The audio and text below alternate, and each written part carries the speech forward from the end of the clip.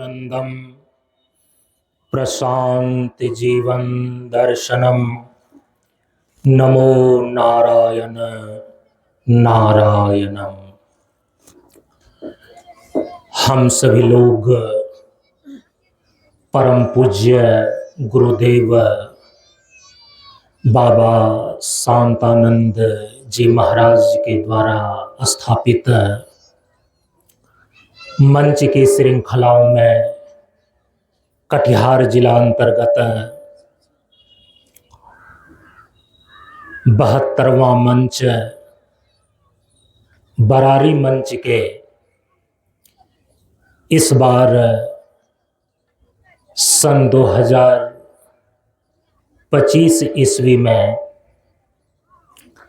31वें विदाई समारोह के उपलक्ष्य में आयोजित 23, 24 एवं 25 दिसंबर के त्रिदिवसीय सत्संग कार्यक्रम के आज 25 दिसंबर सन 2025 ईस्वी को गुरुदेव के विदाई समारोह के पूर्णाहुति सत्संग कार्यक्रम में हम सभी लोग उपस्थित हैं। मंच के नियमानुसार पूर्णाहुति सत्संग कार्यक्रम में स्थानीय एवं बाहर के मंचों से आए हुए वक्ताओं के द्वारा अपने भाव और विचार को रखा जाता है। हम सभी लोगों में दोपहर के 2 बजे से इस पूर्णाहुति सत्संग के कार्यक्रम को तत्व और गुण वंदना के साथ आरंभ किया। अब हम सभी लोगों के समक्ष इस बरारी मंच के संचालक श्री दिनेश जी अधिवक्ता एवं इस मंच के प्रवक्ता मंच का संचालन करने के लिए हम सभी लोगों के समक्ष उपस्थित हो रहे हैं। श्री दिनेश जी मंच संचालक।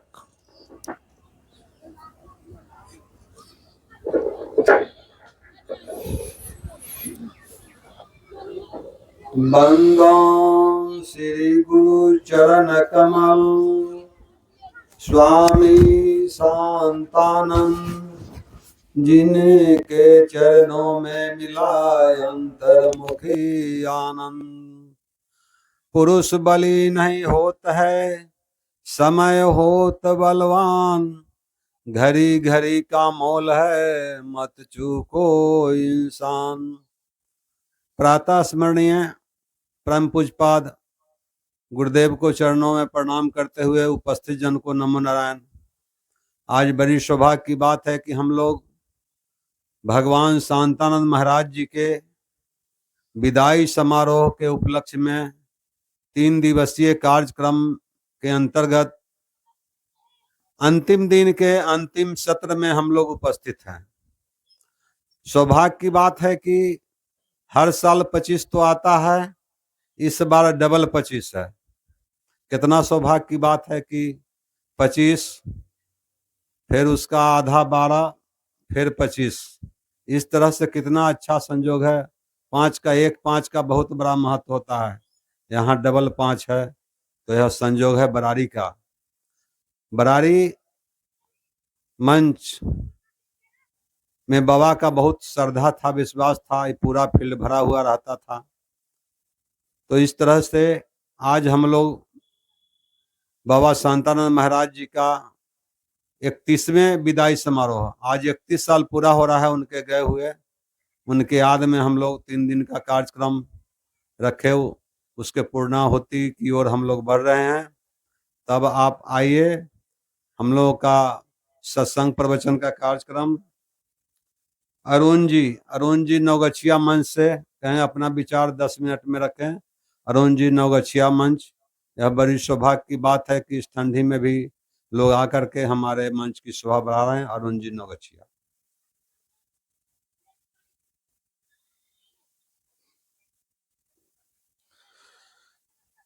बंदो गुरुपद कंज कृपा सिंधु नरि रूप हरि महामोहतम पुंज जासु बचन रवि कर निकर गुरुर् ब्रह्मा गुरुर्विष्णु गुरुर्देव महेश्वर गुरु साक्षात् परब्रह्म तस्मै श्री गुरुवे नमः।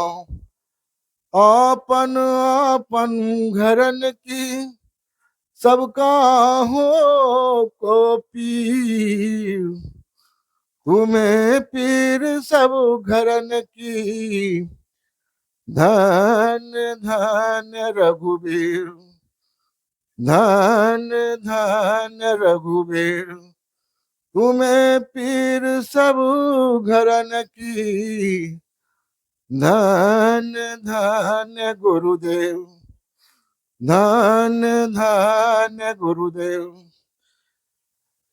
परम पूज्य गुरुदेव के चरणों में अरुण का अनंत आनंद प्रणाम। उपस्थित सभी गुरु भाई, शक्ति स्वरूपा माताएं एवं बहनों, बड़े हर्ष की बात है, हर वर्ष की भांति बाबा का विदाई समारोह हम सभी गुरु भाई मिलकर के उत्साह पूर्वक मना रहे हैं।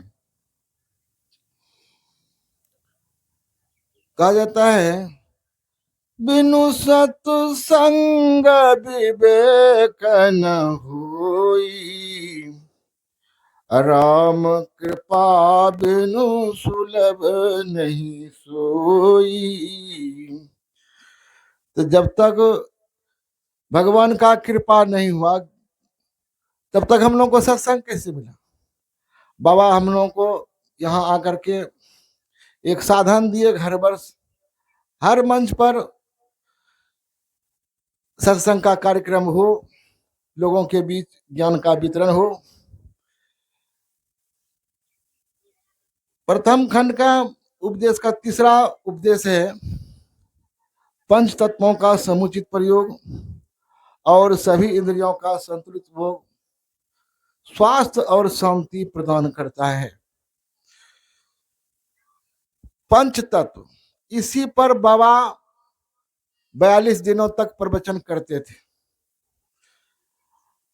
यह शरीर भी पंच तत्व का बना हुआ है। गोस्वामी तुलसीदास भी एक चौपाई में लिखे हैं, क्षितिजल पावक गगन समीरा, पंच तत्व रचित अधम शरीरा।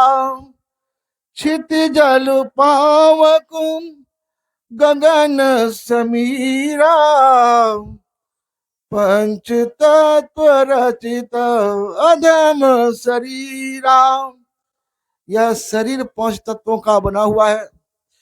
इन्हीं पांचों तत्वों का हम समुचित प्रयोग करेंगे तभी शारीरिक रूप से हम स्वस्थ रहेंगे। तो प्रथम आता है इसमें पृथ्वी तत्व।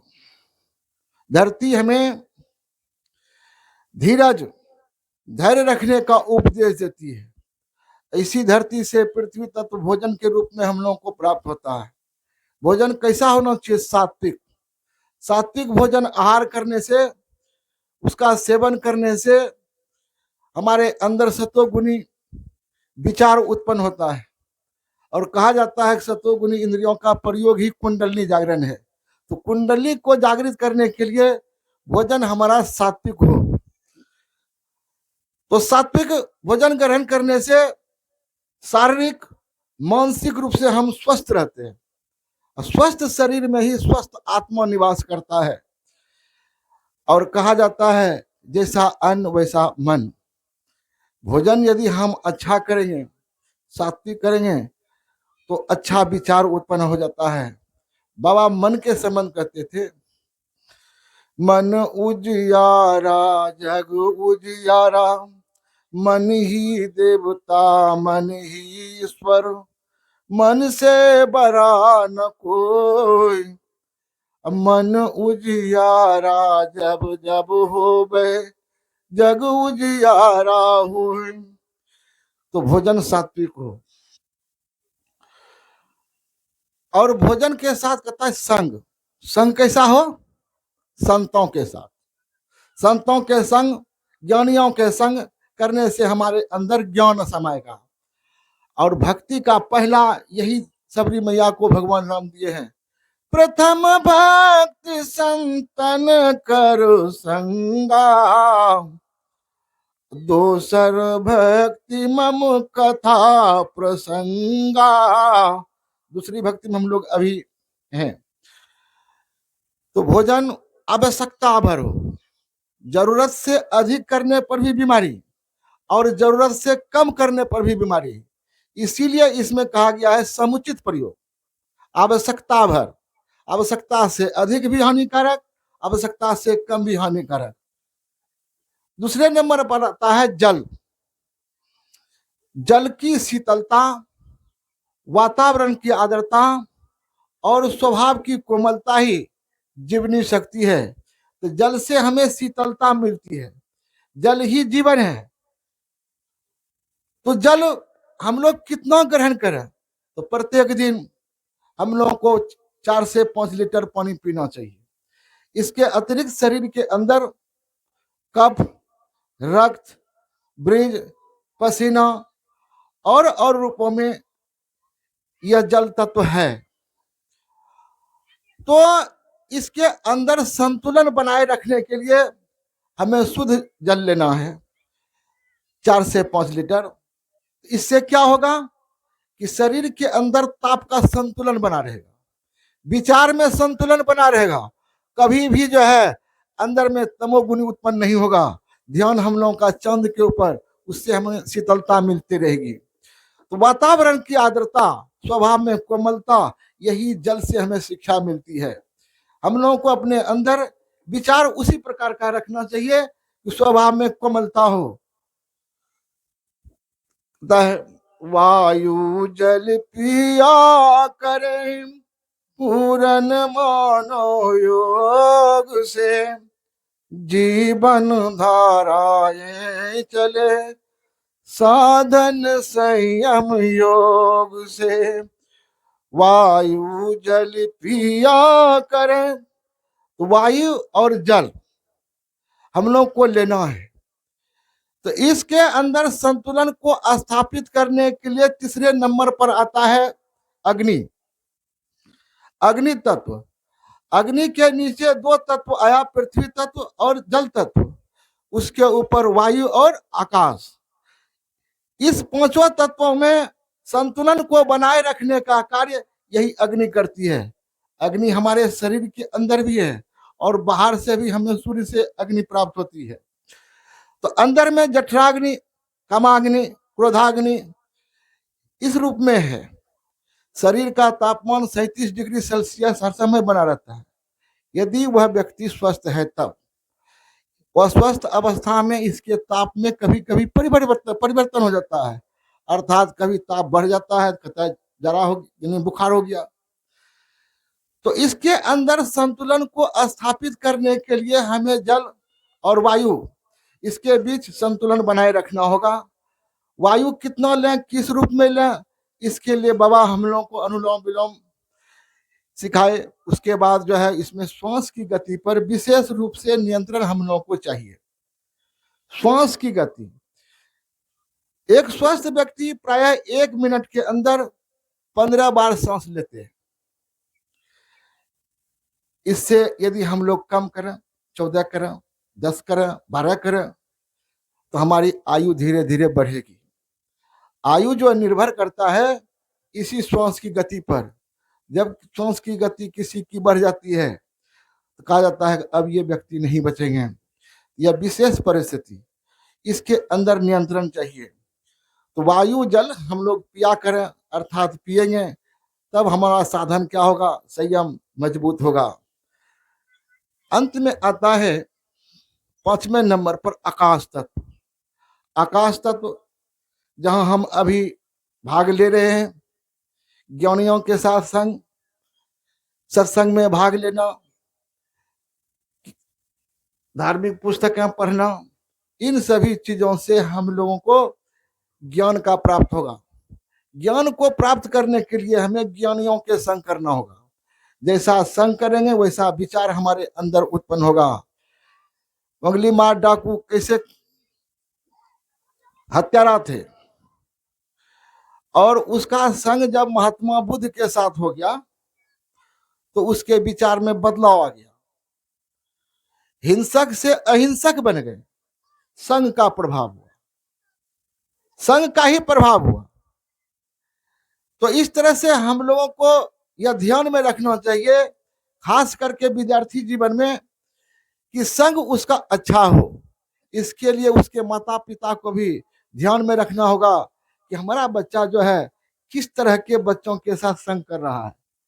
यदि अच्छे विचार वाले बच्चे हैं, अच्छे घर में जाते हैं आते हैं, जिनका विचार अच्छा हो, तभी हमारे बच्चे पर उसका प्रभाव पड़ेगा, संग का ये प्रभाव।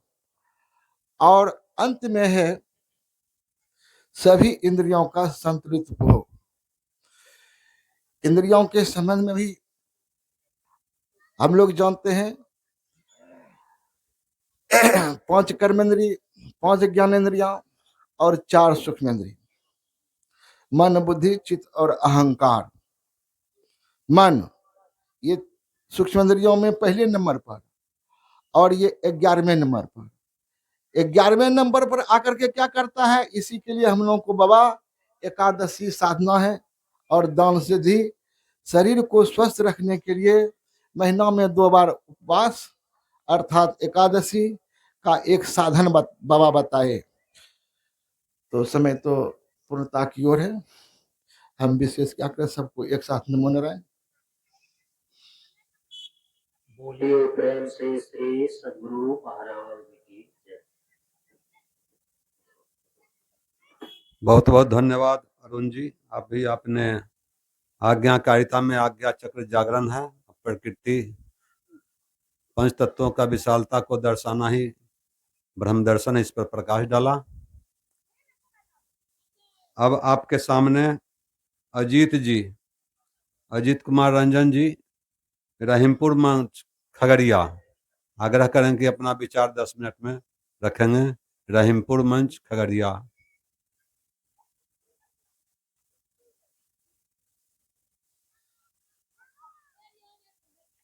परम पूज्य बाबा श्री के चरण कमलों में अजीत का हार्दिक नमन। उपस्थित सभी देवी देवी आत्माओं को मेरा हार्दिक नमो नारायण।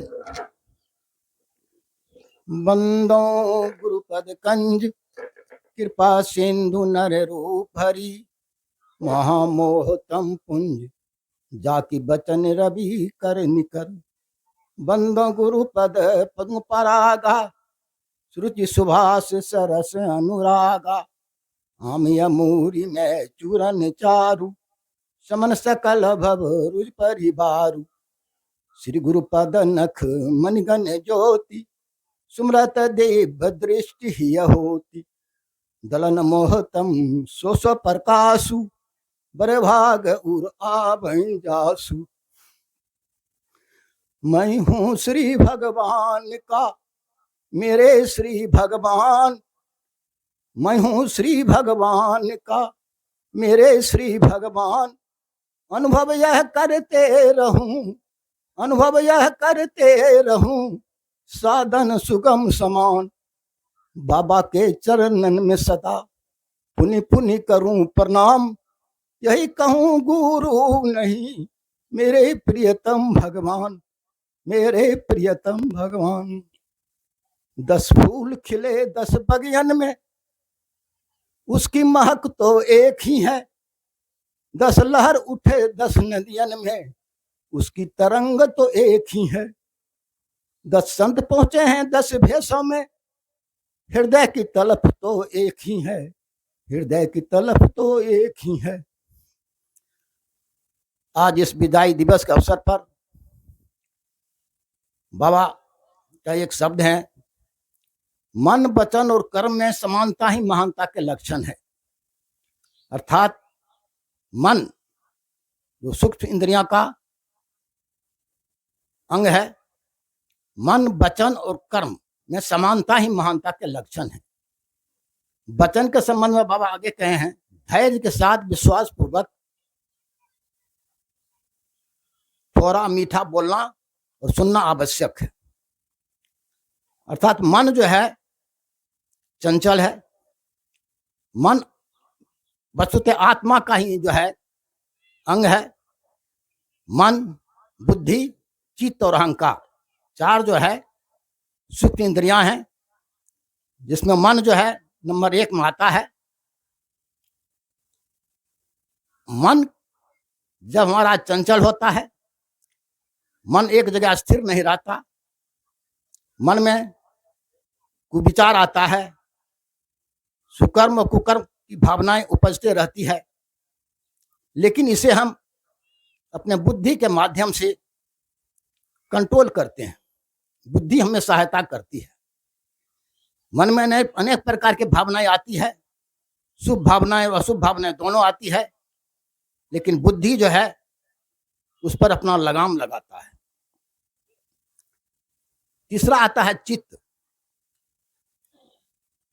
चित्त जो है आपका संस्कार है, कई जन्मों के, जिसे आप देखते हैं, अनुभव करते हैं, वह आपके चित्त में बैठ जाता है। और चित्त जो है कई जन्मों का संस्कार इसमें भरा रहता है। कर्म का फल भोगना पड़ता है। एक बार जो है महाभारत की घटना आती है, जब भीष्म पितामह बाणों की सैया पर लेटे हुए हैं, बाणों से उनका पूरा शरीर जो है छिन्न भिन्न हुआ पड़ा हुआ है, बाण के सैया पर ही लेटे हुए हैं। कृष्ण भगवान आते हैं, उनसे पूछते हैं कि हे केशव, हे माधव, आप बताइए कि मुझे किस जन्म का पाप हुआ है, मिला है, क्योंकि 100 जन्मों तक हमने कभी कोई पाप नहीं किया, फिर मुझे कैसे लग गया है, कैसे मैं इतना कष्ट भोग रहा हूं। उस पर कृष्ण जवाब देते हैं, आपको 100 वर्षों का याद है, क्योंकि भीष्म पितामह बहुत बड़ा ज्ञानी थे, लेकिन आपको 101 वर्ष पूर्व जो है, आपने जब जवानी का अवस्था था, दंड थे, अपने अभिमान में चूर थे, और आपने एक सर्प के पूंछड़ी पकड़कर इस तरह से घुमाया कि जाकर के झाड़ियों, कांटेली झाड़ियों में जाके गिर गया। उसी का कारण आपको इस तरह से भोगना पड़ रहा है। कहने का तात्पर्य है, कर्म का फल जो है आदमी को भोगना पड़ता है। चौथा नंबर आ जाता है अहंकार। अहंकार है क्या? अहं की भावना, अर्थात मैं बलवान हूं। यहाँ बलवान अहंकार हो गया, मैं नहीं हूं, मैं ही असली बात है। यहाँ पर इस अहंकार का मतलब घमंड से या बलवान से या अहम की भावना से यहाँ नहीं है। यहाँ एक पहचान है, जो हम लोगों को नाम दिया गया है, माता पिता के द्वारा नाम दिया जाता है, या पद के अनुसार आपका नाम दिया जाता है। अब जो कार्य अच्छे करते हैं, अच्छे कर्म के अनुसार जो पद पा लिए, कोई डॉक्टर बन जाता है तो उसे डॉक्टर साहब कहा जाता है, कोई मास्टर हो जाता है मास्टर साहब के नाम से पुकारा जाता है। अर्थात यह जो है नाम दिया गया है, यही मैं है। अर्थात मैं को जो है छोड़ना मुश्किल है। अहंकार आप छोड़ सकते हैं, लेकिन मैं को नहीं छोड़ सकते। इस तरह से जो है मन, वचन और कर्म की महत्ता आती है। अब आता है आगे, हम लोग जो हैं जन्म लिए हैं, आए हैं इस जीवन में, हम लोगों को एक दिन जाना है। जो भी जन्म लिया है उसे जाना पड़ता है। कोई जो इस जग में परमानेंट नहीं है, सभी को जाना पड़ता है। इसे एक भजन के माध्यम से मैं कह के अपनी वाणी को समाप्त करूंगा। जगत में कोई न परमानेंट, जगत में कोई न परमानेंट, तेल चमेली चंदन साबुन, तेल चमेली चंदन साबुन, चाहे लगा लो सेंट। जगत में कोई न परमानेंट, जगत में कोई न परमानेंट। आवागमन लगा हुआ है, आवागमन का दुनिया है यह, जगत है रेस्टोरेंट। आवागमन का दुनिया है यह, जगत है रेस्टोरेंट। अंत समय में उड़ जाएंगे तेरे तंबू टेंट। जगत में कोई न परमानेंट, जगत में कोई न परमानेंट। आगे है, हम घूमते हैं, काशी जाते हैं, मथुरा जाते हैं, घूमते हैं, कहीं भगवान मिल जाए, उसी पर है। हरिद्वार काशी मथुरा घूमो, चाहे घूमो दिल्ली कैंट। हरिद्वार मथुरा काशी चाहे घूमो दिल्ली कैंट। काल सभी को खा जाएगा, लेडीज हो या जेंट्स। काल सभी को खा जाएगा, लेडीज हो या जेंट्स। जगत में कोई न परमानेंट, जगत में कोई न परमानेंट। राष्ट्रपति हो जनरल कर्नल या होले लेफ्टिनेंट। राष्ट्रपति हो जनरल कर्नल या होले लेफ्टिनेंट। जगत में कोई न परमानेंट, जगत में कोई न परमानेंट। अंतिम पंक्ति है इसमें, साधु संत का संगत कर लो ये सच्ची गवर्नमेंट। साधु संत का संगत कर लो यही सच्ची गवर्नमेंट। बाबा के सत्संग में आना भूल न जाना, लो होना अब्सेंट। बाबा के सत्संग में आ जाना, भूल न जाना, नो होना अब्सेंट। जगत में कोई न परमानेंट, जगत में कोई न परमानेंट। तेल चमेली चंदन साबुन चाहे लगा लो सेंट। जगत में कोई न परमानेंट, जगत में कोई न परमानेंट। इन्हीं शब्दों के साथ अपनी वाणी को विराम। सभी देवी देवताओं को मेरा हार्दिक नमन है। बहुत बहुत धन्यवाद अजित बाबू। परमानेंट रह सकता है। एक बार गोपीचंद जी के माता जी बोली गोपीचंद जी से कि बेटा तुम भी बहुत सुंदर हो, मैं भी बहुत सुंदर हूँ, तुम्हारे पिताजी भी बहुत सुंदर थे, लेकिन इस दुनिया में कोई रहता नहीं है। तो गोपीचंद जी बोले कि कोई उपाय है तो बताओ, इस दुनिया में कैसे रहा जा सकता है।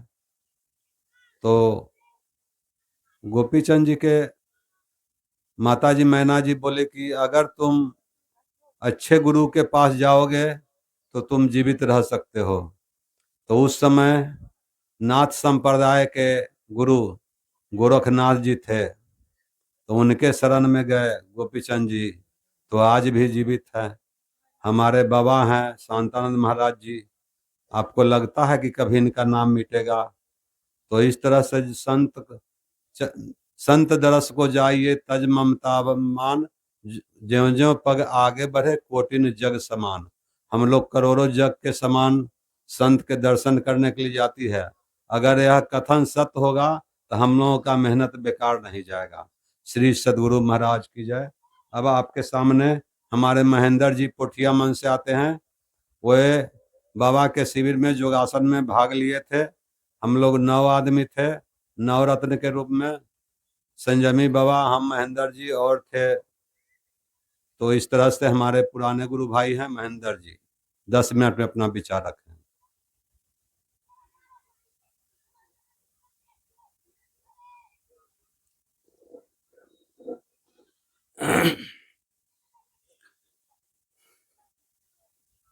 श्री सतगुरु महाराज की जय।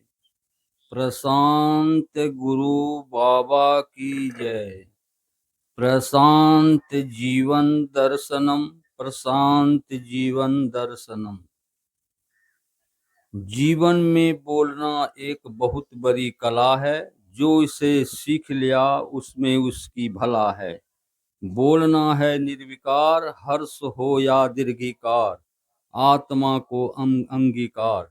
तमोगुण टला है, बोलने की इच्छा है, विषय की समीक्षा है, थोड़े से शब्दों में कहने को चला है।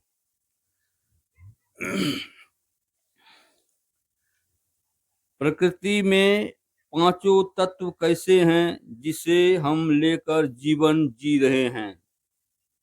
सबसे ऊपर आकाश, उसके नीचे वायु, उसके नीचे अग्नि, उसके नीचे जल, उसके नीचे पृथ्वी। सबसे मोटा पृथ्वी, उससे पतला जल, उससे पतला अग्नि, उससे पतला वायु और उससे पतला आकाश। जो जितना पतला उसकी गति ज्यादा, जो मोटा उसकी गति कम। इसलिए पृथ्वी और आकाश एक चक्की की तरह है। निचला पृथ्वी जन्म देने वाला, आकाश मरण वाला। इसलिए बीच में कीली, जो कीली के पास दाना चला जाता है वह पीसने से बच जाता है। तो दोनों चक्की के बीच जो खाली कीली है, वह खोखला है, गैप है, वही ब्रह्म है। उस ब्रह्म के पास, जो शून्य के पास चला जाता है, वह बच जाता है, मोक्ष प्राप्त कर लेता है। इसलिए अपने को शून्य कर लेना, अपने को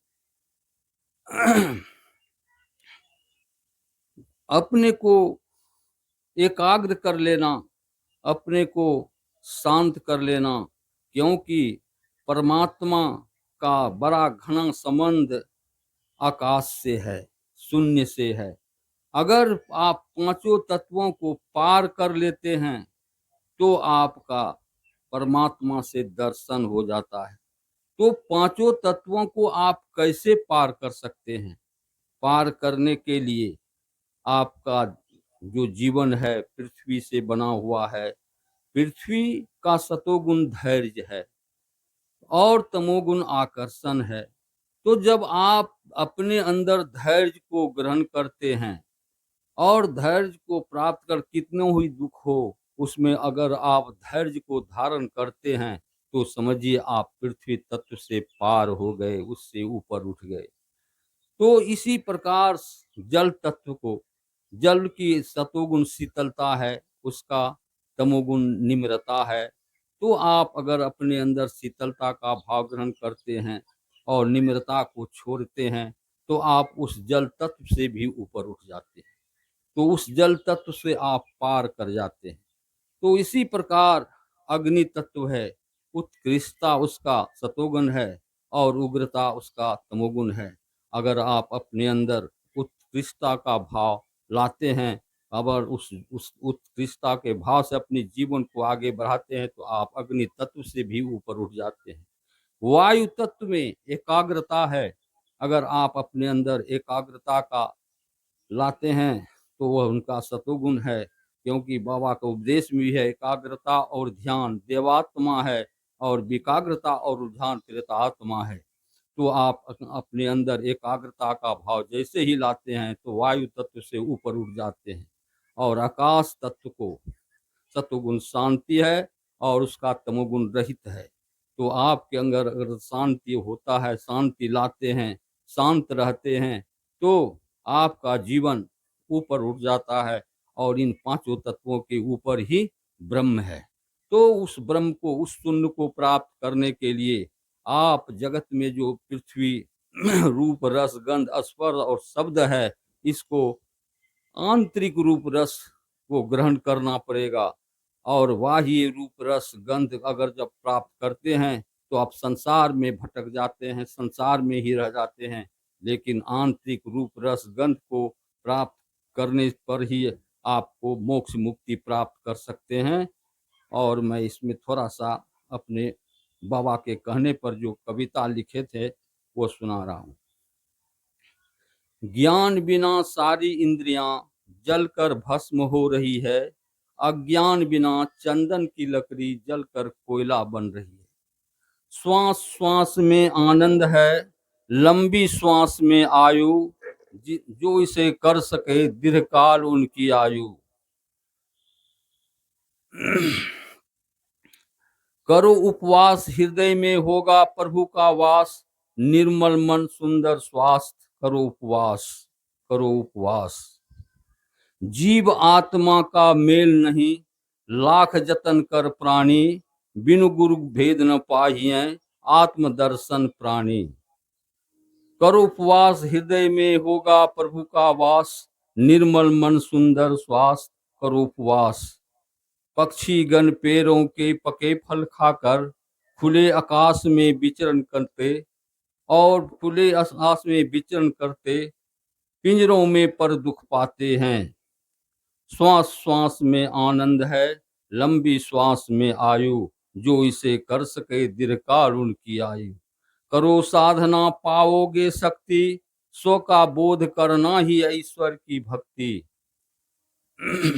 जीवन है आधार पृथ्वी, चेतन है आकाश। जिनके हिरणमय कोश में सदा होता प्रकाश, वही मानव जीवन है पूर्णता के पास। पृथ्वी से लेते हम भोजन का काम, इनके आकर्षण से बचाओ अपना प्राण। जल पीकर करते शीतल प्राण, नीच कर्मों से बचे हम इंसान। अग्नि पर करो नित्य ध्यान, स्वशक्ति जागरण का होगा काम। वायु लेकर करो नित्य प्राणायाम, लंबा उम्र पाकर बनो महान। आकाश तत्व से ले लो ज्ञान, ऊंचा भाव बनाता महान। पंच तत्वों का बना जहान, जिनका आचरण हो महान।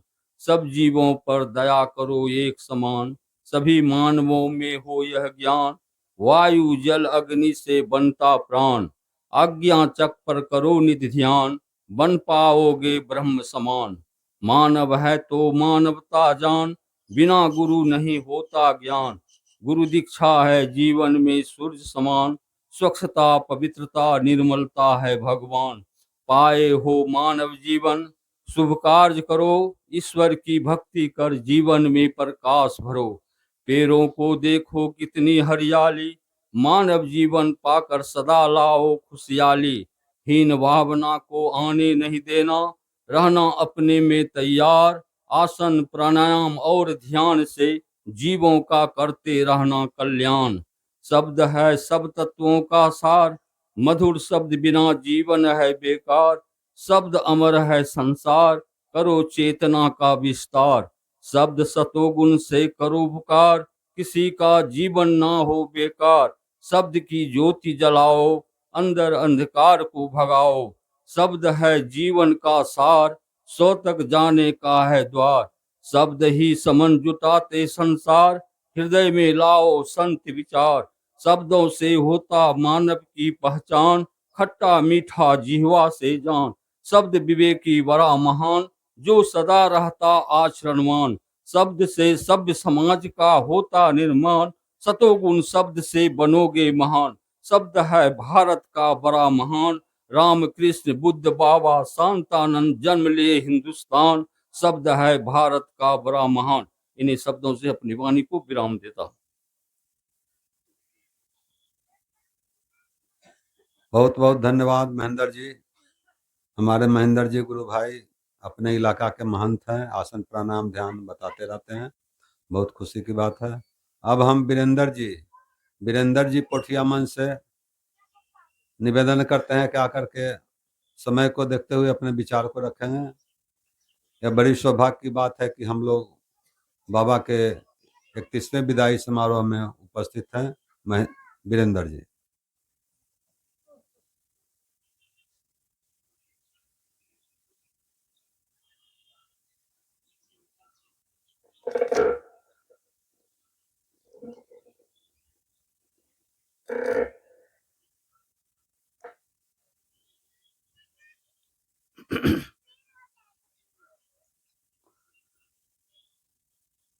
हरि ओम आनंदम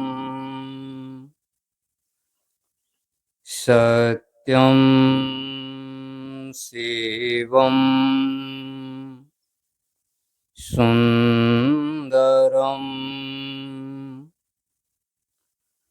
नमो नारायण नारायणं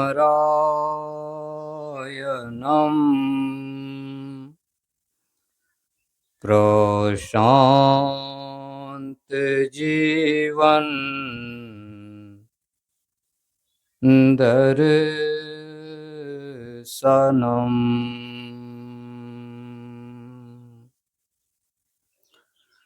बंदो गुरुपद चरण कमल, सद्गुरु शांतानंद,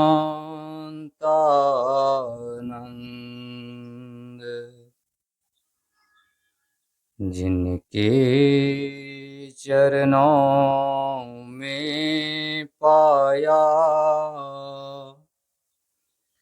अंतर्मुखी आनंद।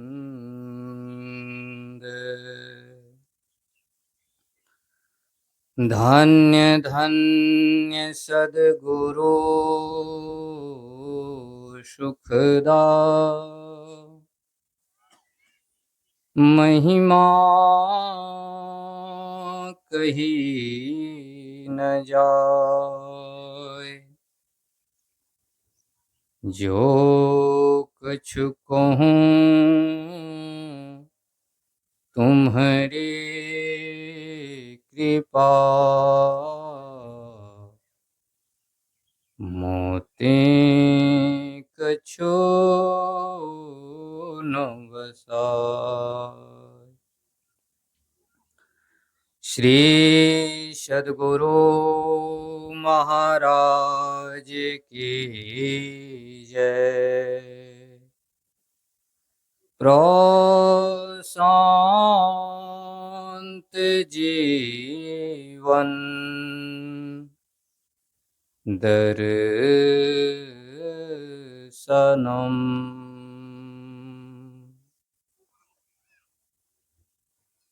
परम पूज्य परमाराध्य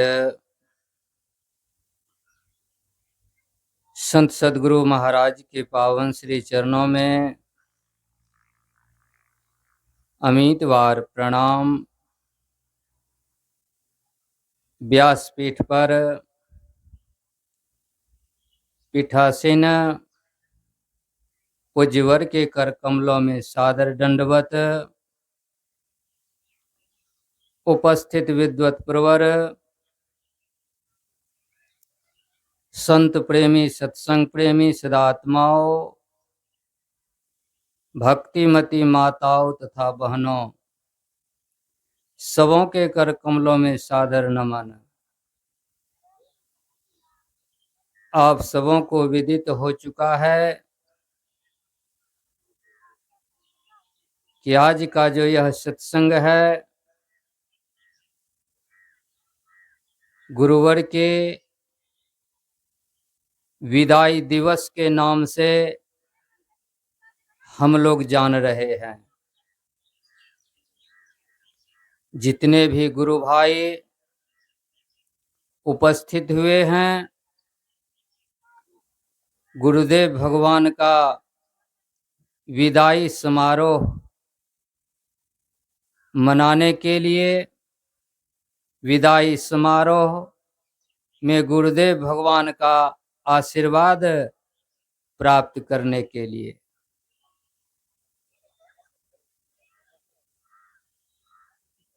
बड़े सौभाग्य की बात है।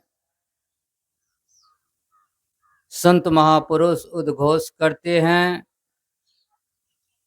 जब द्रवहि दीन दयाल राघव, साधु संगति पाइए, जेहि दरस परस समागमादिक, पाप राशि नसाइए। जिन भक्तों के जीवन में इस तरह का अवसर प्राप्त होता है और इस अवसर को जो अपने जीवन में व्यवस्थित करते हैं, तो संत महापुरुष उद्घोष करके कहते हैं कि उनके जीवन का जितना दुख है वह दुख मिटते चला जाता है।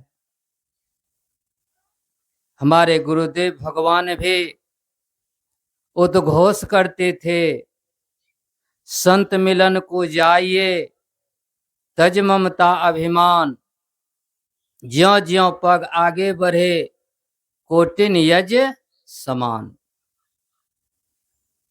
तो आज का जो यह यज्ञ है,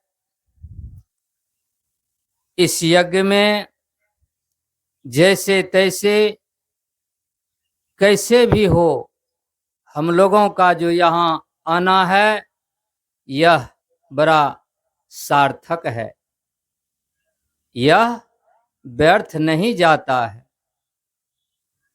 संतों का जो दर्शन होता है, बहुत तरह से दर्शन होता है। बस हमारा और आपका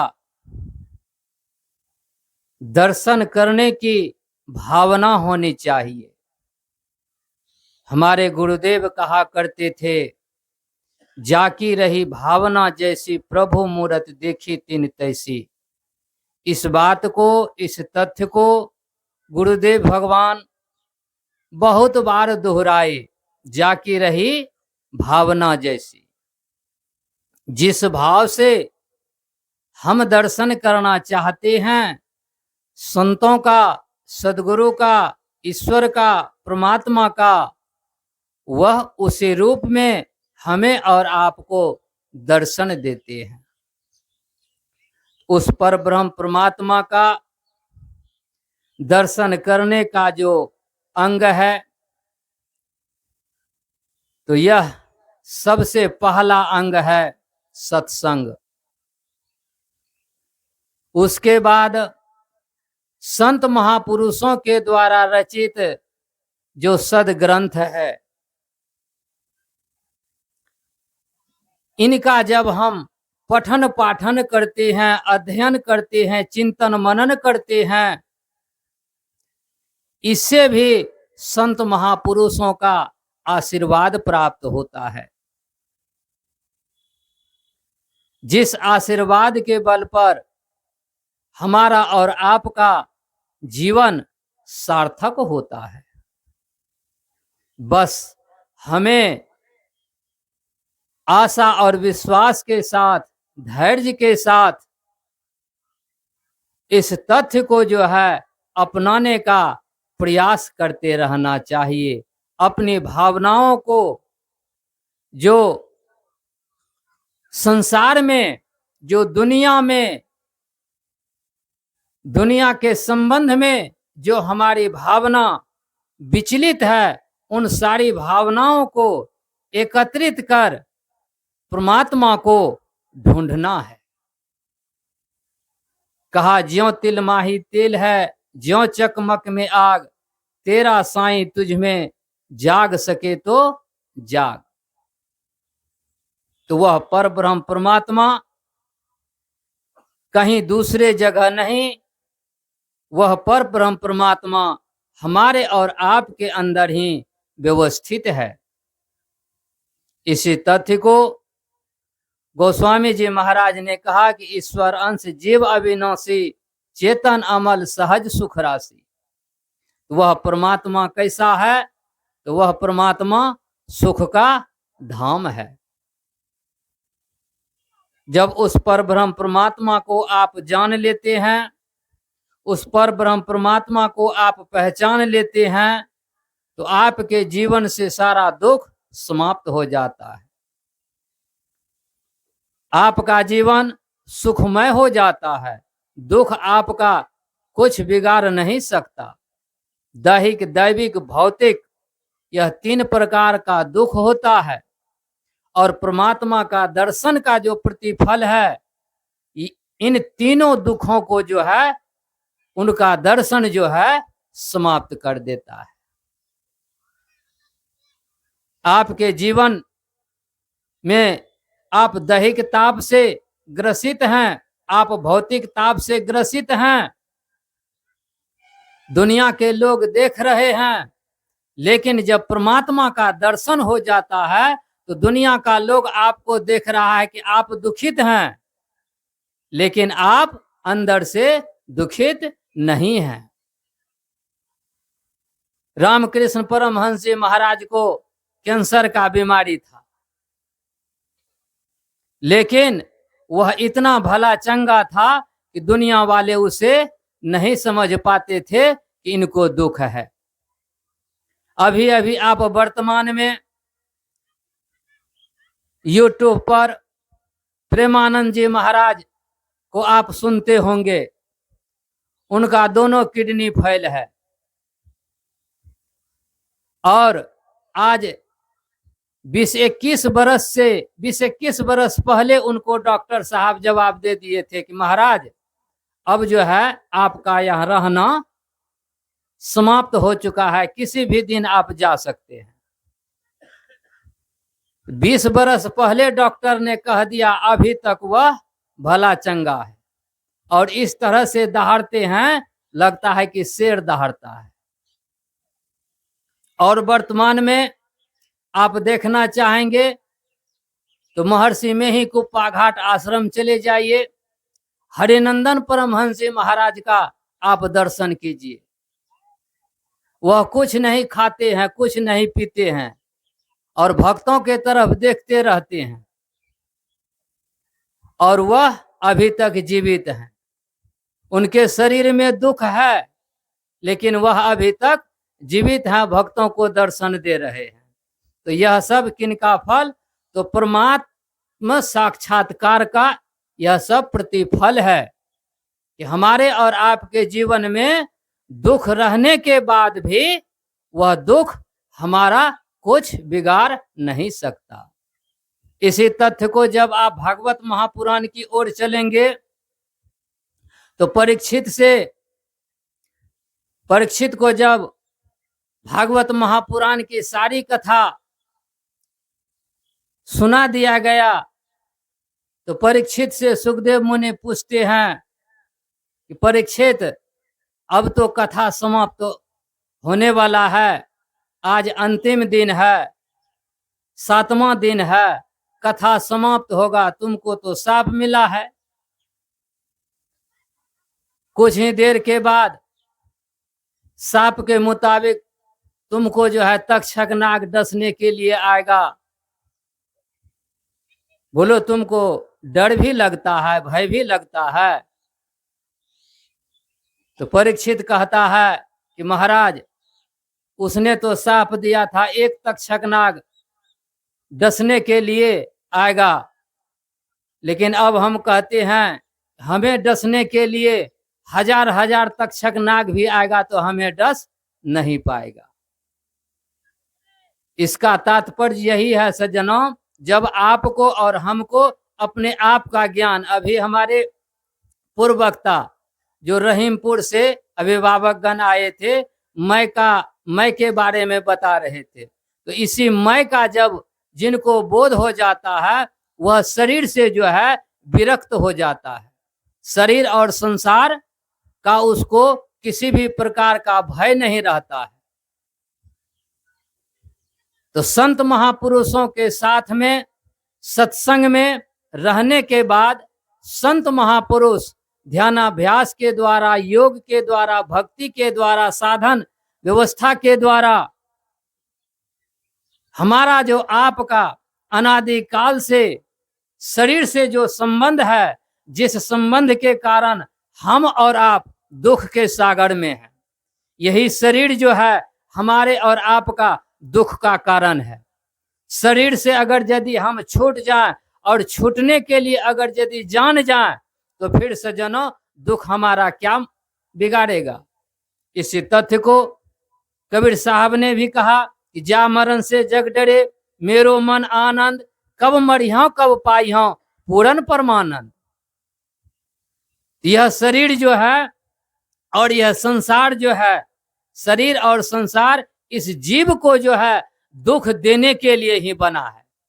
यहाँ पर सुख नाम की कोई व्यवस्था नहीं है, कुछ है ही नहीं जिससे कि आपको सुख मिलेगा।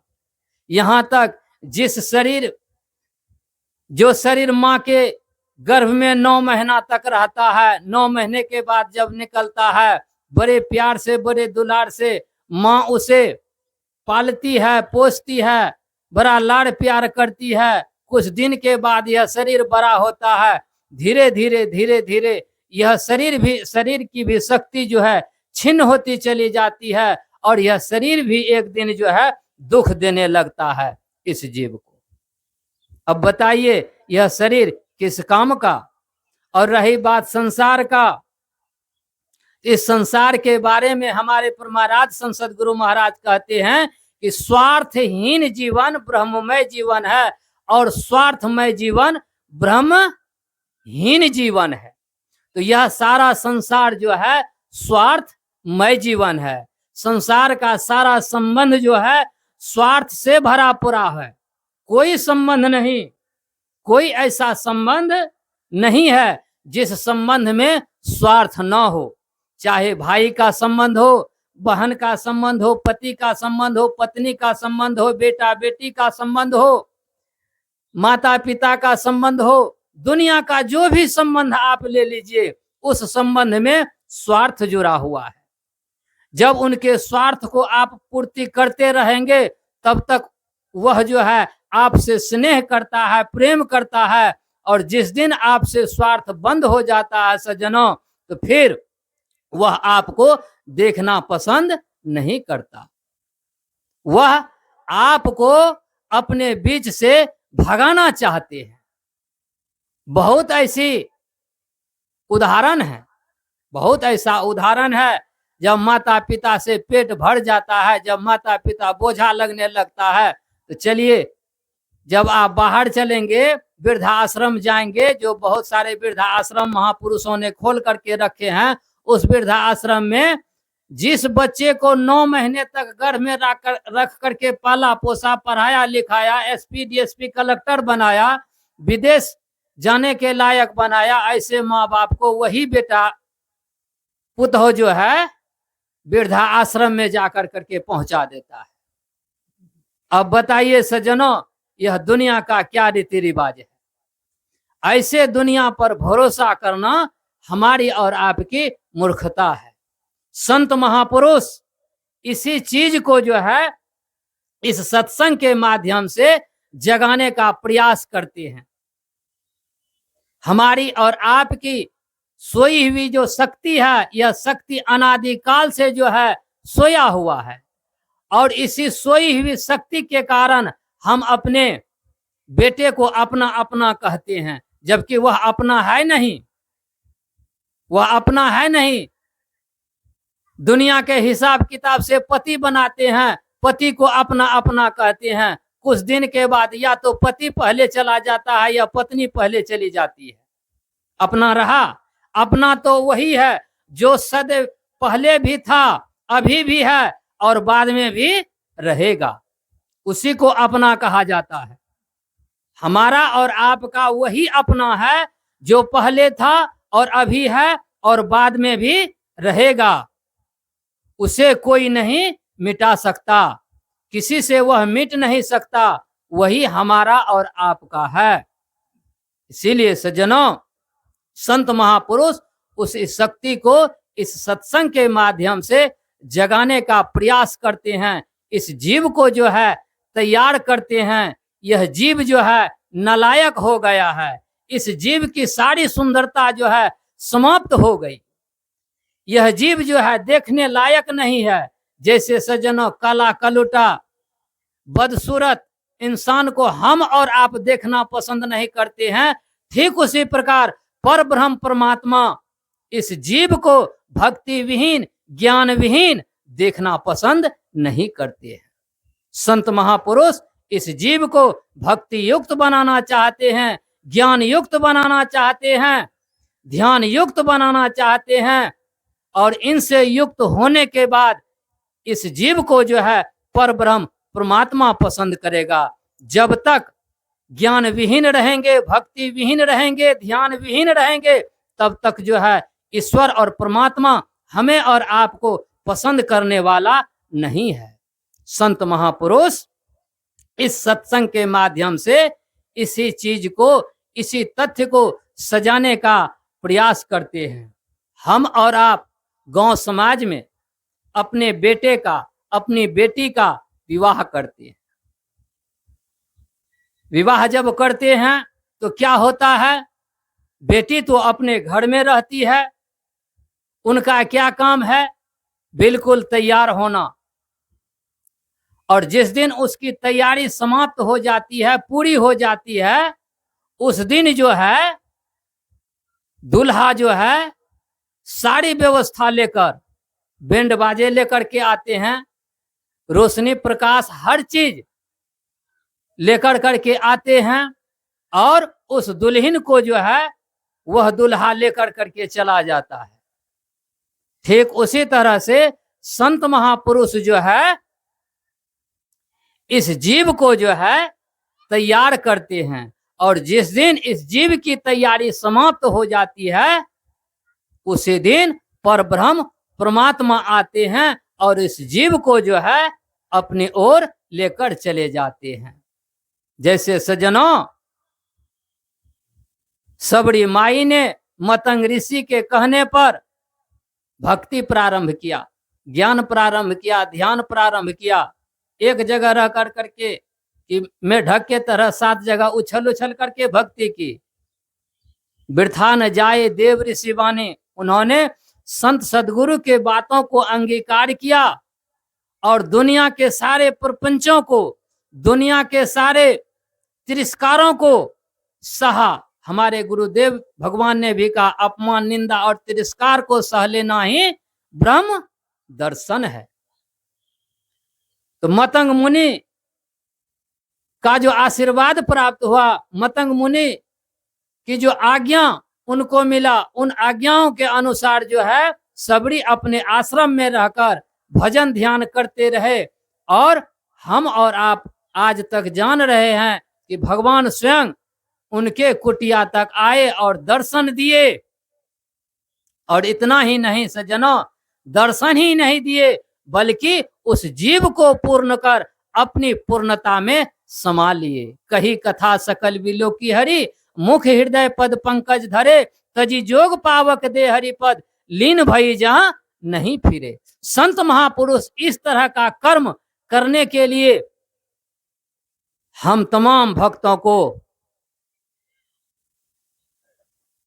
याचना करते हैं, तमाम भक्तों से विनती करते हैं, ऐसा कर्म करो जिस कर्म के बल पर, जिस धर्म के बल पर स्वयं पर ब्रह्म परमात्मा तुम्हारे पास आवे और अपने सत्य में जो सत्य तत्व तुम्हारे में व्यवस्थित है उसको अपने आप में मिला ले, जैसे सबरी को मिला लिया। कहने सुनने के लिए बहुत सारी बातें हैं।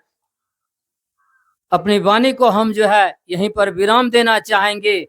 बोलिए एक बार प्रेम से श्री सद्गुरु महाराज की जय। सज्जनों, परम पूज्य स्वामी शांतानंद महाराज जी इस बरारी के धरती पर 42 दिन रह करके अमृतमयी गंगा बहाए और 42 दिन के बाद यहाँ से प्रस्थान किए। बाबा बोले थे बच्चा यह ऐतिहासिक जगह बनेगा। इस रूप में हम लोग सतत प्रयत्नशील हैं कि यह मंच कैसे आगे बढ़ेगा। सज्जनों, जो सत्संग के माध्यम से ही हम जानते हैं कि नर से नारायण कैसे बना जा सकता है, भक्त से भगवान कैसे बना जा सकता है, लघु से विष्णु, बंदे से विष्णु कैसे होते हैं लोग, यह सत्संग के माध्यम से जानते हैं। बाबा शांतानंद महाराज जी ने यहाँ 42 दिन रह करके और साथ जीवन की कला बताए कि कैसे जीवन जिया जाता है, और फिर 21 दिन तक आसन प्राणायाम ध्यान कराए कि कैसे हम परमपिता परमेश्वर तक पहुंच सकते हैं। सज्जनों, एक छोटी सी कहानी आपके सामने प्रस्तुत करते हैं। आप गए होंगे कटिहार या मिर्चाई बाड़ी में, तो देखे होंगे कि 2 घड़ा रखा रहता है, उसमें पानी रहता है। तो बड़े बड़े शहरों में भी घड़ा में पानी रहता है और एक लोटा रहता है। जिन श्रद्धालुओं को प्यास लगती है जाते हैं और पानी पीते हैं। तो एक दिन लोटा घड़ा से कहता है, घड़ा पर लोटा रखा रहता है, जिनको प्यास लगी रहती है जाके अपना पानी पीते हैं और फिर लोटा रख देते हैं, चले जाते हैं। तो एक दिन लोटा कहता है घड़ा से कि घड़ा भाई, सब दिन लोग आते हैं पानी पी कर चल जाते हैं और हम प्यासे के प्यासे रहते हैं, हम में धूलकन आके बैठता है, तो लोग पानी पी लेते हैं, फिर घड़े के मुंह पर लोटा रख देते हैं और लोटा में धूलकन बढ़ते रहता है। तो लोटा कहता है कि भाई सब लोग तो पानी पी कर जाते हैं और हम प्यासे के प्यासे रहते हैं। तो घड़ा ने कहा कि ज्ञान लेने के लिए, कुछ लेने के लिए सामने और नीचे रहना पड़ता है। छोटा बनकर धीरे धीरे चलकर और स्वामित्व संभव है। किसी के ज्ञान लेने के लिए छोटा बनकर नीचे रहकर और सामने लेकर के ज्ञान लेता है, और तुम तो हमरे मुँह पर बैठल रहता है, तो यह कैसे होगा? तो किसी से ज्ञान लेने के लिए, कुछ लेने के लिए झुक कर के लिया जाता है, संगत किया जाता है अच्छे आदमी से। एक कहानी है, संगत ऐसा कीजिए जस भौरे का संग, शाम में शिव पर चढ़े, सुबह नहाए गंग। तो एक भौरा था, एक कीड़ा से दोस्ती किया। तो भौरा उड़ करके जा रहा था पराग चुनने के लिए, ऊपर ऊपर चलते हैं, और एक कीड़ा था, कहा कि कीड़ा भाई चलो हमारे साथ। तो बोलता कि हम तो उड़ना नहीं जानते हैं। तो बोला कि हमारे पीठ पर बैठ जाओ, हम तुमको लेकर के चलते हैं, घुमाते हैं। तो कीड़ा जो था भौरे के पीठ पर बैठ गया, और भौरा जा कर के एक फूल के गाछ पर रख दिया, और फिर भौरा दूसरे फूल पर जा कर के पराग का रस लेने लगा। इस तरह से कुछ देर के बाद भौरा इस गाछ से उस गाछ पर इसी करते करते शाम हो गई, और फिर भौरा उड़ करके अपना घर चला गया। जब सुबह हुआ तो कीड़ा जो था, कीड़ा की पत्नी खोजने लगा कीड़ा को कि हमारा कीड़ा कहाँ गया। तो किसी ने कहा कि भौरा के साथ देखे थे जाते हुए, भौरा से पूछो वह कहाँ गया तुम्हारा पति कीड़ा जो था। तो कीड़ा की पत्नी जो थी जाके भौरा से पूछा कि भाई तुम्हारे साथ हमारा पति गया था, कहाँ है? तो बोला कि हम तो ले गए थे फुलवारी में, उसको पुल पर छोड़ दिए और भूल से हम चले आए, देखो वहाँ फुलवारी में होगा। फुलवारी में गया, माली से पूछा कि भाई इस जगह फूल जो था क्या हुआ? तो बोला कि माली ले गया है तोड़ करके। फिर माली के पूछा कि कहाँ है? तो वह बोला कि हम तो शिव जी पर चढ़ा दिए थे। फिर शिव मंदिर में जाके वह कीड़ा की पत्नी पूछी कि भाई हमारा पति था, इस फूल में फूल कहाँ है? तो बोला कि हम तो गंगा जी में दहा दिए फूल को, पुजारी कहा। तो फिर गंगा जी में जाके देखा कि उसका पति उब डूब कर रहा था। तो इसलिए कवि ने कहा कि संगत ऐसा कीजिए जस भौरे का संग, शाम में शिव पर चढ़े, सुबह नहाए गंग। तो यह संगत का प्रभाव है। लोग कहते हैं संगत से गुण होता है, संगत से गुण जाए। तो हमको कैसा आदमी से संगत करना चाहिए? अगर अच्छा आदमी से आप संगत करते हैं तो आप अच्छा बनते हैं, खराब से संगत करते हैं तो आप खराब बनते हैं। अगर कोई आदमी कम पढ़ा लिखा भी है, किसी से डॉक्टर से संपर्क करता है तो कंप्यूटर बन जाता है, धीरे धीरे डॉक्टर बन जाता है। तो हम लोग भी जो आपके सामने हैं, यह बाबा शांतानंद महाराज जी का देन है कि हम लोग आपके सामने उपस्थित होकर के दो शब्द कहने का काम करते हैं। यह बाबा शांतानंद महाराज जी का देन है। बहुत सारे दोस्त मित्र बच्चे विद्यार्थी इधर उधर घूमते रहते हैं, लेकिन कोई अच्छा आदमी से संपर्क करना नहीं चाहते हैं। जैसा करेगा संग वैसा आदमी बनेगा, जैसा अन्न वैसा मन, सादा भोजन उच्च विचार, सात्विक भोजन स्वास्थ्य सुधार करना हमको बारंबार प्रशांत जीवन बेरा पार। संत दरस को जाइए तज ममता हिमान, ज्यों ज्यों पग आगे बढ़े कोटिन जग समान। तो यहाँ पर हमारे संस्था में केवल सधुए ही नहीं सिखाया जाता है, शिक्षा पर भी जोर दिया जाता है। आप अपने बच्चे को जोड़िए, देखिए अगर नहीं बनेगा तब ना कहिएगा। आप जुड़िएगा, आप अपने जुड़िएगा तब बच्चा जुड़ेगा। आप नहीं जुड़िएगा। एक माता जी यहाँ अपना बच्चा को समझा रही थी परसों, अब बच्चा पीकर टेढ़ था, सुनवे नहीं करता है। तो आप जुड़िएगा तब आपका बच्चा जुड़ेगा। हम कहते हैं कि आप अपने बच्चे को जोड़िए, नहीं आदमी बनेगा तो फिर कहिएगा। ये नहीं है केवल सधुए सिखाया जाता है, शिक्षा पर भी जोर दिया जाता है। इस तरह से मान लीजिए कि कोई आदमी काम करता है, कोई मजदूरी करता है, शाम में उसका बिल बन जाता है। हम लोग जो इतना समय देते हैं, इतना गुरु भाई हमारे उधर साहेबगंज से आए हैं, पटना से आए हैं, छपरा से आए हैं, आखिर कहीं ना कहीं तो हम लोग जो कार्यक्रम करते हैं इसका कोई परिणाम होगा, कोई मजदूरी कहीं परमात्मा के नज़र में तय होता होगा। त्याग ही ब्रह्म स्वरूप है। बाबा शांतानंद महाराज जी आए, सब लोगों ने देखे, पैसा फेंकवा देते थे, पैसा छूते नहीं थे। उन्हीं का कमाई है कि हम लोग आपके सामने हैं। और जो जुड़े हैं बाबा शांतानंद से, देखिए कहाँ हैं, और जो नहीं जुड़े हैं उनका सर जीवन तो चल रहा है, किसी भी न किसी भी तरीका से जीवन चल रहा है। चाहे आप समय में अच्छा काम कीजिए, खराब काम कीजिए, सुकर्म कीजिए, कुकर्म कीजिए, समय बीत जाएगा। लेकिन हम लोग भी संगत से यहाँ पर आए हैं। अगर बाबा का संगत नहीं करते, अच्छे लोगों से संगत नहीं करते, कल बाबा खदान वाला सुना रहे थे कहानी, कोयला से लेकर के हीरा तक की, तो हम तो समझते हैं कि हमारे लिए कह रहे थे कि बाबा के संगत में रह करके 342 बाबा के संगत में रहे, और छपरा तक हर 42 गए हम लोग। और बाबा ने आदमी भेज करके यहाँ से अंतिम बार में हम लोगों को बुलाया कि बाबा बुलाए हैं। कितना सौभाग्यशाली हैं हम लोग।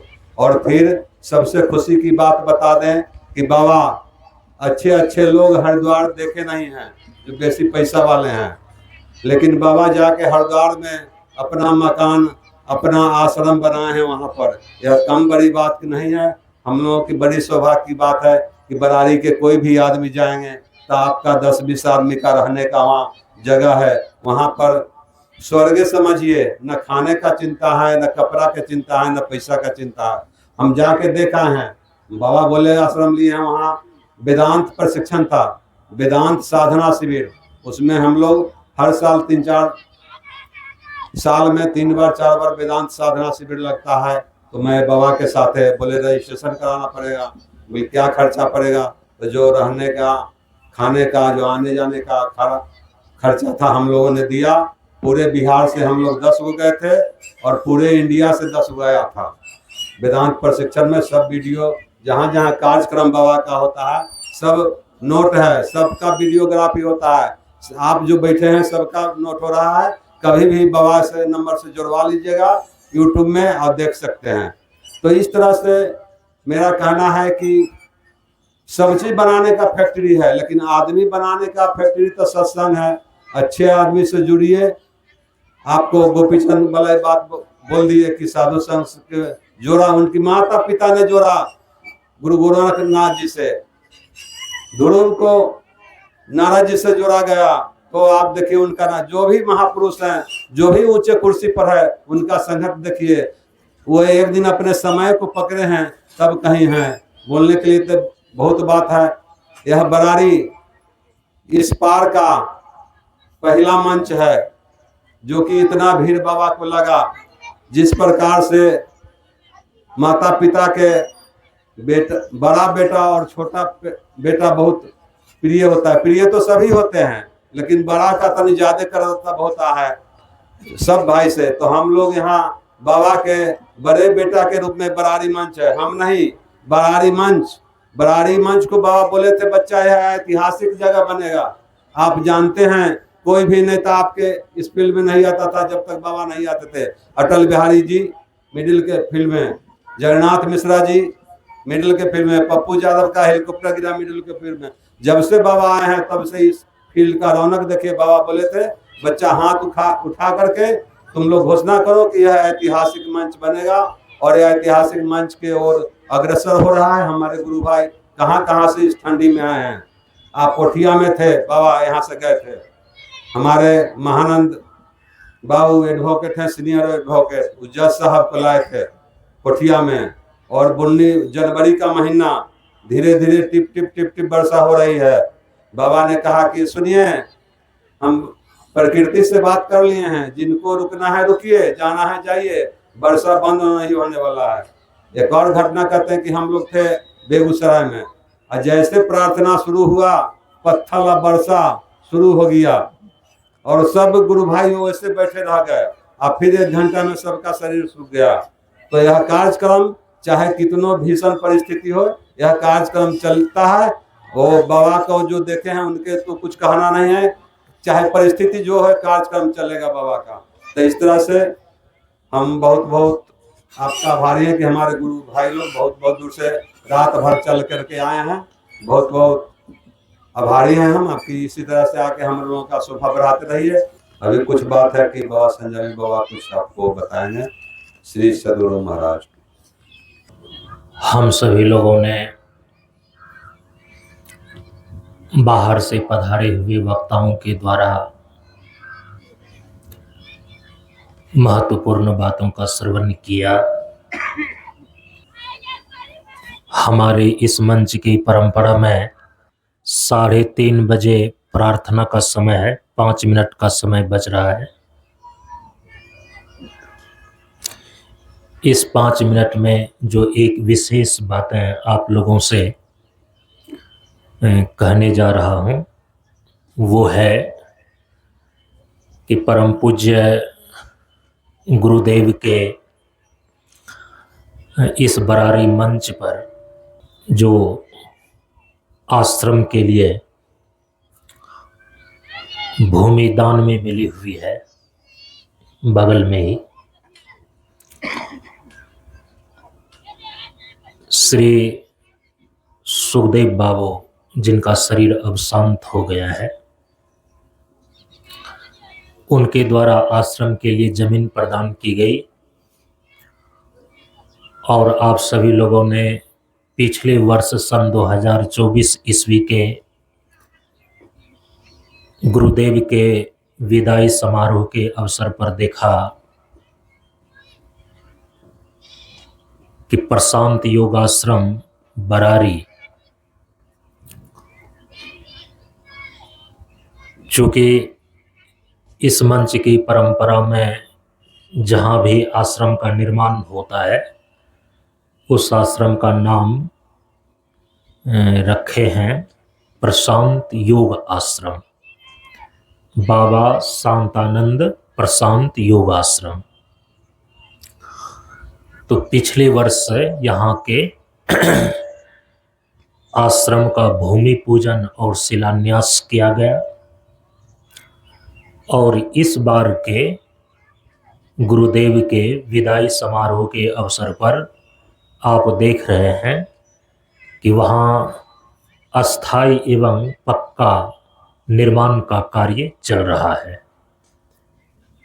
फर्स्ट फेज के अंदर टाई बीम तक, जिसको हम सभी लोग बोलते हैं कुर्सी बांधना, वहाँ तक का जो है अभी फर्स्ट फेज में काम होना है। और इस आश्रम के निर्माण में अभी तक जिन लोगों ने अपना सहयोग राशि प्रदान किया है, उनके नाम की घोषणा करते हैं। तो सबसे पहले तो जो आश्रम का निर्माण संभव हो सका, भूमि प्राप्त होने पर तो पहला नंबर तो भूमि दाता का ही आता है। तो श्री सुखदेव प्रसाद यादव, अब स्वर्गीय उसमें लगा सकते हैं, इसमें लिख करके दिया गया है स्मृति शेष, ये भी शब्द ठीक है। तो स्मृति शेष सुखदेव प्रसाद यादव बरारी के ही हैं, आश्रम के ये भूमिदाता हैं।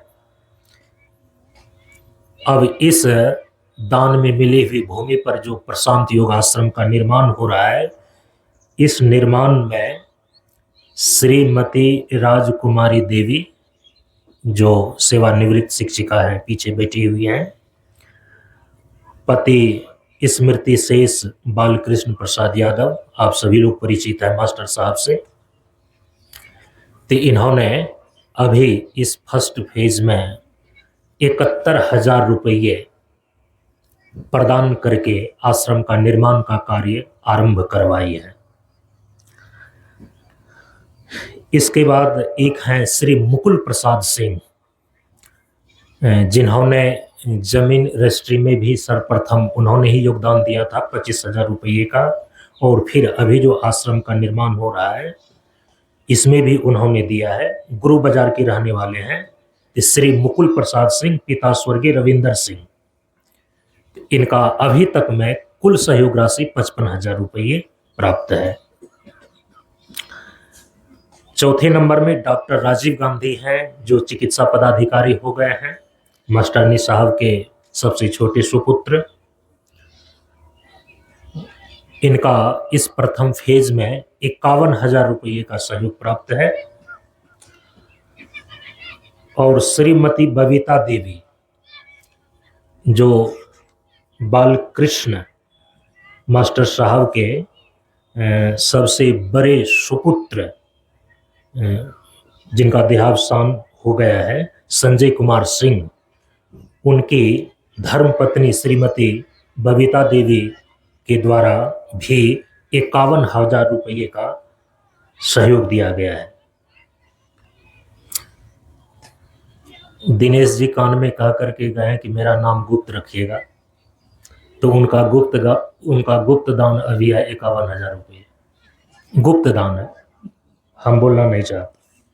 7वें नंबर पर श्री सत्येंद्र प्रसाद यादव हैं, जिनका कि इस बार जो है कि श्री राजेंद्र प्रसाद जी के यहाँ पर भोजन प्रसाद सभी लोगों का था, तो उन्होंने अभी, ये घुसकी के हैं, तो इन्होंने अभी तक में 25,000 रुपये आश्रम निर्माण के लिए दिए हैं। इसके बाद विजय सिंह भवानी गुरु बाजार के रहने वाले हैं, 100 CFT होता है ना, 100 CFT गिट्टी, 100 CFT बालू और 5 बोरा सीमेंट दिए हैं। कैलाश यादव, उनकी धर्मपत्नी देखिए वहाँ पीछे बैठी हुई है, यही बगल में इनका घर है। तो इन्होंने अच्छा ये दूसरा है नहीं, ये कैलाश आदि सबसे लास्ट में भी लिखे हैं, तो उन्होंने तो 15,000 रुपये का ईंट प्रदान किए हैं। श्रीमती रेखा देवी रौनिया की हैं, वो मेरी दीदी, ये भी 15,000 का ईंट प्रदान किए हैं।